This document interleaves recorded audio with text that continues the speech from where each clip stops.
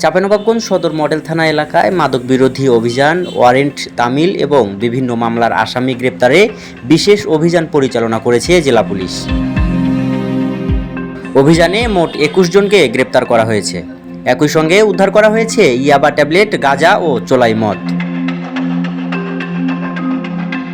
শুক্রবার সন্ধ্যা 7:30 থেকে রাত পর্যন্ত জেলা পুলিশ সুপার গৌতম কুমার বিশ্বাসের নেতৃত্বে এ বিশেষ অভিযান পরিচালিত হয়। অভিযানে অংশ নেন অতিরিক্ত পুলিশ সুপার প্রশাসন ও অর্থ এস.এম. ওয়াসিম ফিরোজ, অতিরিক্ত পুলিশ সুপার নবাবগঞ্জ সদর সার্কেল মোহাম্মদ ইয়াসিন আরাফাত, সদর মডেল থানার অফিসার ইনচার্জ মোহাম্মদ একরামুল হোসাইন সহ পুলিশের বিভিন্ন পর্যায়ের কর্মকর্তারা।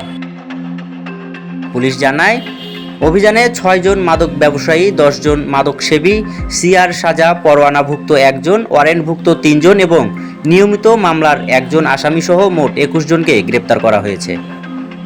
এদিকে পৃথক অভিযানে ইয়াবা ট্যাবলেট সহ 2 জনকে আটক করে ভ্রাম্যমাণ আদালতে সোপর্দ করা হলে একজনকে 21 দিন এবং অপরজনকে 30 দিনের কারাদণ্ড প্রদান করা হয়। অভিযান চলাকালে উদ্ধার করা হয় 5 পিস ইয়াবা ট্যাবলেট, 500 গ্রাম গাঁজা এবং 20 লিটার চোলাই মদ। পুলিশ সূত্র জানায়, গ্রেপ্তারকৃতদের বিরুদ্ধে সংশ্লিষ্ট আইনে মামলা প্রক্রিয়াধীন রয়েছে।